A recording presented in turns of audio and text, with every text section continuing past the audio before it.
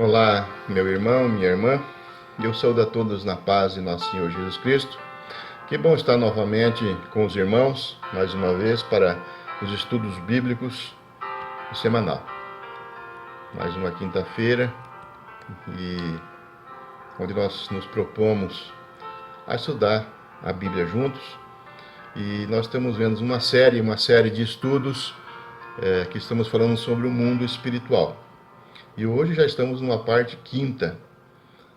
Na anterior, no último estudo, nós vimos sobre a criação do homem, a criatura de Deus e a queda do homem.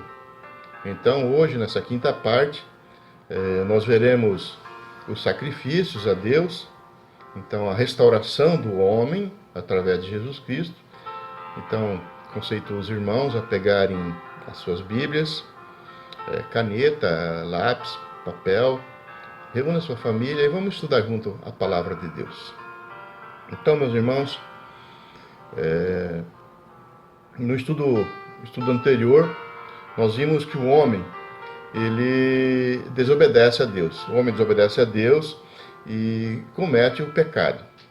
E esse pecado leva o homem à morte, primeiramente à morte espiritual por causa da desobediência. Em consequência, ele é expulso do paraíso e, por fim, daí depois vem a morte carnal, porque ele perde o direito da vida eterna. Então, também vimos que, para cobrir a vergonha do pecado, Deus, ele mata um animal inocente, o primeiro sangue que é derramado na terra, que mancha a terra, por causa do pecado do homem. E esse animal inocente, não tinha falha, não merecia morrer, mas para cobrir essa vergonha do homem, ele foi morto, porque alguém tinha que morrer. Na escritura está escrito assim que no dia que deles comer, certamente morrerás. Ou seja, então, no dia que o homem desobedecesse, ele morreria. E alguém tinha que morrer no lugar do homem naquele momento. Então foi um sangue inocente que foi derramado por causa do pecado do homem que merecia a morrer. E assim, então, o homem adapta isso na vida dele e ele começa a oferecer sacrifícios a Deus. Tanto sacrifício para agradar a Deus, como sacrifício pedindo perdão dos pecados. Então, nessa primeira parte, nós vamos ver sobre os sacrifícios a Deus. Desde o princípio, então, após esse sacrifício que próprio Deus fez, matando um animal para cobrir a vergonha do homem, logo em seguida, Caim e Abel também oferecem o seu sacrifício. Caim oferece para Deus frutas, né? E não foi bem aceitável essa oferta. E já Abel, ele oferece o melhor, né? Então ele oferece as primícias do seu rebanho, a gordura, né? A gordura das primícias, né? E assim por diante foi seguindo na história. Noé também fez sacrifícios, Abraão também fez sacrifícios, né, de animais. Então, os sacrifícios, ele chega num ponto que atinge o ponto máximo, que é na nação de Israel. E de acordo com o livro de Levíticos, capítulo 1, versículo 1 ao 4, tinha que ter regras, tinha que ter procedimentos corretos para ser seguido esses sacrifícios. Deus deixa, então, agora uma ordem, a maneira de se fazer, como se fazer. E primeiro o animal tinha que ser um ser perfeito. Não podia ter mancha, não podia ser machucado, tinha que estar perfeito. E segundo, a pessoa que estava oferecendo esse sacrifício, ele tinha que ter esse animal, ele tinha que se identificar com esse animal. E esse se identificar com o animal quer dizer que esse animal tinha que ser criado dentro de casa com ele, tinha que ter um carinho especial por esse animal. Então, a pessoa, quando ia oferecer ao animal, é ele que tinha que infringir a morte desse animal. Não era o sacerdote, era ele mesmo. Então, quando esse sacrifício era feito com fé, então Deus providenciava o perdão dos pecados. Então vejam que você matava um animal sem mancha, sem mácula, e que esse animal fosse criado com carinho. Então, agora, por lei, Deus passa a exigir esse sacrifício, para exigir o sacrifício para o perdão dos pecados. E ainda no livro de Levíticos, que eu vou ler apenas 2 versículos, nós podemos ver que podemos ter uma ideia de como acontecia isso, como que eram essas regras. E lá em Levítico 4:35, Deus falando nas regras, ele fala assim, tirará toda a gordura, como se tira a gordura do cordeiro, do sacrifício pacífico, o sacerdote a queimará sobre o altar, em cima das ofertas queimadas do Senhor. Assim o sacerdote, por essa pessoa, fará expiação dos seus pecados que cometeu e lhe será perdoado. Então, você está vendo que tem regras para se fazer. E em Levítico 5:10 também fala assim, e do outro fará holocausto conforme o estabelecido. Assim o sacerdote por ele fará oferta pelo pecado que cometeu e lhe será perdoado. Glória a Deus. Então vimos aqui que tinha regras para se fazer, e para cada tipo de pecado, ou para cada tipo de oferta que você faria, teria que ter animais diferentes, ritos diferentes. Mas, então, com o tempo, Deus começa a se cansar desses falsos sacrifícios, né? Podemos nós imaginar aqui uma situação, um pecador que era rico, ele podia ser perdoado facilmente, porque ele tinha um rebanho grande, ele podia oferecer a hora que ele quisesse, né? E estava tendo essa má intenção. E já um pobre que não tinha nada para oferecer para Deus, ele nunca seria perdoado. Então Deus se cansa disso. Então em Isaías, no capítulo 1, versículo 11, Deus já cansado de tudo isso, ele fala assim, de que me serve a mim a multidão de vossos sacrifícios? Diz o Senhor, estou farto dos holocaustos de carneiro e de gorduras de animais cevados, e não me agrado de sangue de novilhos, nem de cordeiros e nem de bodes. Deus estava cansado já disso, da falsidade, muitas vezes, do que eles faziam. Então Deus coloca aqui uma nova aliança, e com um novo propósito, um novo plano de salvação para o homem. Então seria um único sacrifício, um único sacerdote, um único mediador, né, que era Cristo Jesus, o Filho de Deus, o Filho unigênito de Deus. Então agora o sacrifício de animal ele se termina, porque Jesus Cristo foi o sacrifício supremo. Foi o único sacrifício, o único sacerdote, né? Então, através de Jesus, vem a restauração verdadeira do homem. E lá em Isaías, no capítulo 14, então surge essa promessa, né? Essa nova aliança. E a palavra fala assim, portanto, o Senhor mesmo vos dará um sinal. Quer dizer, Deus vai dar um sinal. Eis que a virgem conceberá e dará à luz a um filho, e ele chamará Emanuel. Então já começa aqui uma promessa de Deus mandar o seu filho para nascer através de uma mulher, e que passaria por tudo isso no lugar desses holocaustos, né? Então não haveria mais bodes morrendo, cabritos morrendo, ovelhas, bois, mas sim um único sacrifício, que era Jesus. E João Batista, logo em seguida, quando nasce Jesus, ele ele já pregava essa salvação. E quando ele vê Jesus pela primeira vez, ele fala assim: eis o Cordeiro de Deus que tira o pecado do mundo. Então, João Batista, ele já sabia, João Batista também era profeta. E está em João, no capítulo 1, 29, e esse se faz necessário ler do 1 ao 29, porque aqui tem muitas informações interessantes.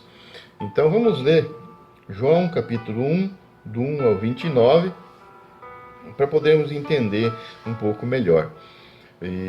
Então a palavra ela fala dessa maneira: no princípio era o Verbo, e o Verbo estava com Deus, e o Verbo era Deus. Vejamos aqui que Jesus no princípio já existia. Quando Deus fez o mundo, o Verbo estava lá, ou seja, Jesus estava lá.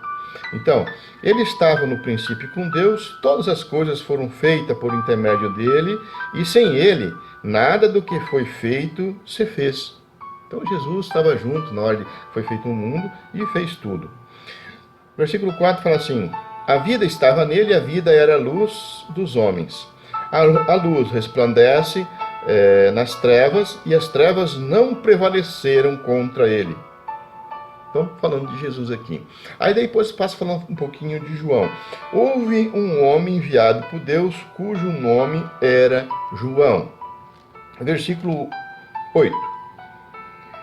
Ele não era luz, mas veio para que testificasse da luz, a saber, a verdadeira luz que, vinda ao mundo, ilumina a todo o homem. O Verbo estava no mundo, o mundo foi feito por intermédio dele, mas o mundo não reconheceu. Veio para o que era seu e os seus não receberam. Mas a todos quanto recebem, deu-lhe o poder de serem filhos de Deus, a saber, aos que creem em seu nome.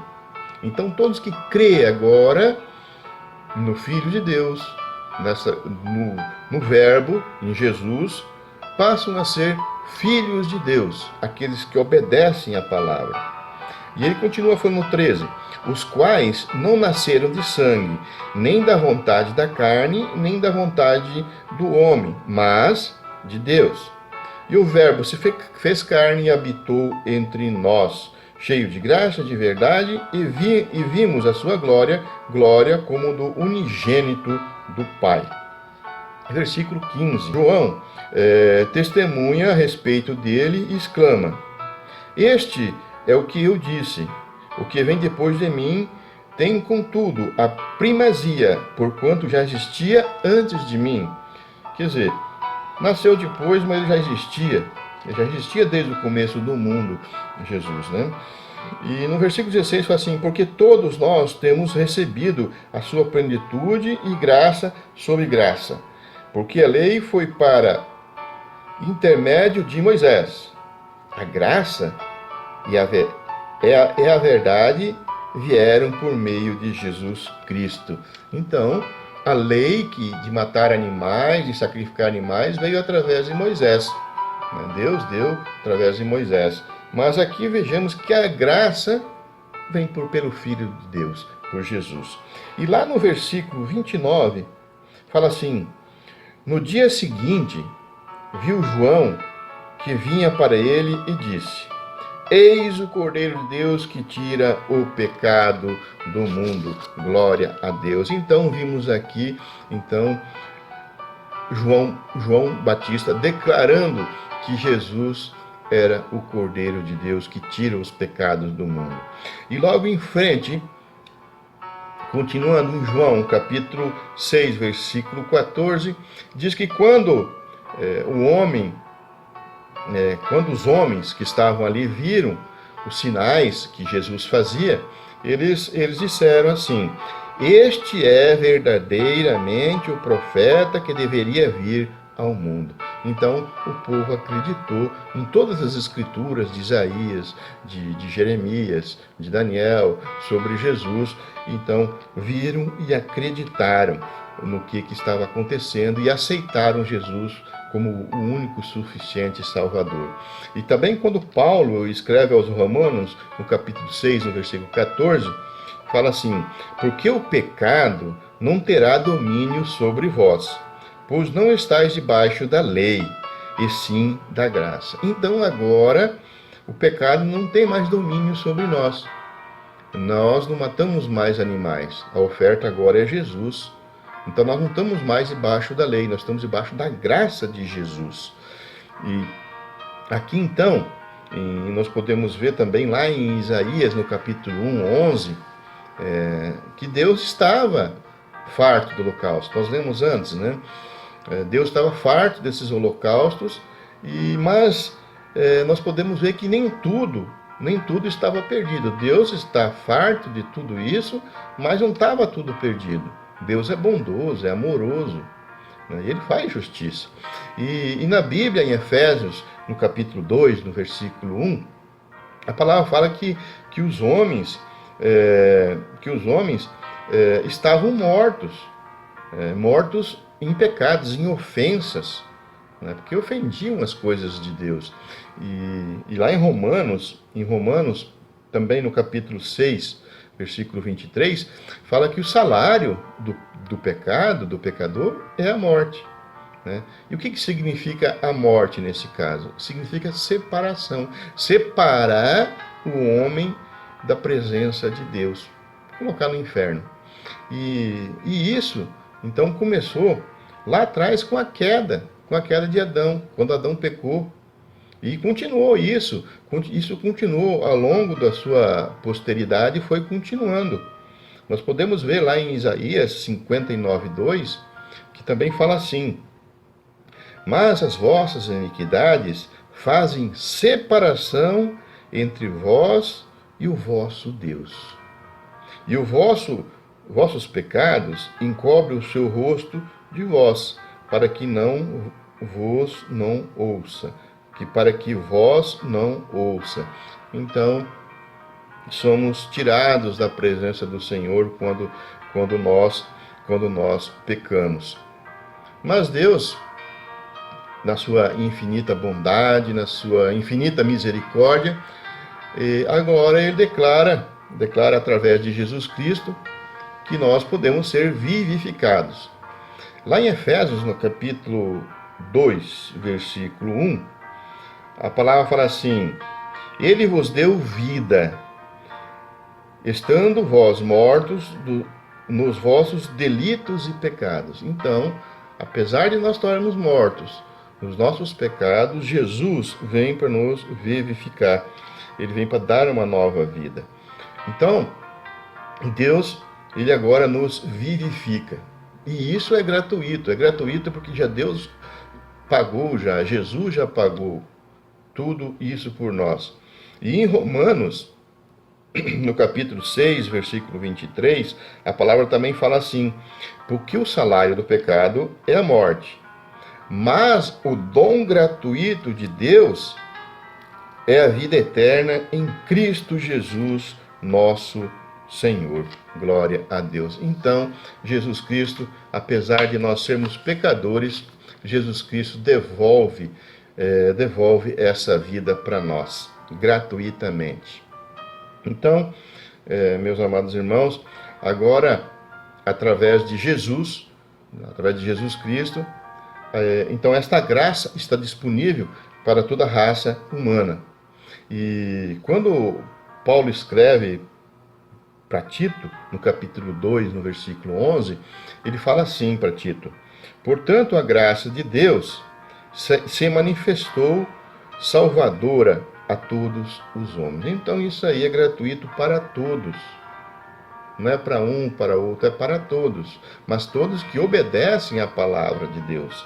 E lá em Atos, no capítulo 17, no versículo 30, também está registrado assim: ora, não levou Deus em conta os tempos da ignorância. Deus não leva mais para aqueles que se arrependem, o tempo de ignorância, o tempo dos erros.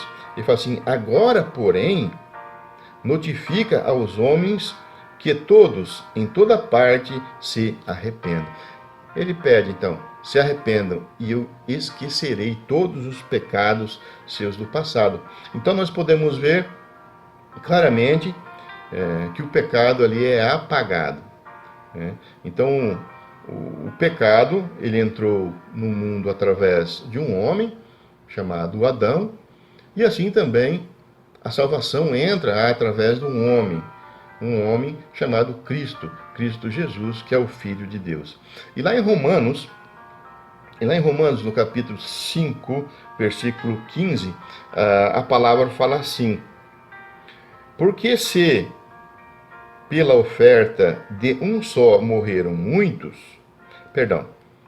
a palavra fala assim: porque se pela ofensa de um só morreram muitos, muitos mais a graça de Deus e o dom pela graça de um só homem, Jesus Cristo, foram abundantes sobre muitos.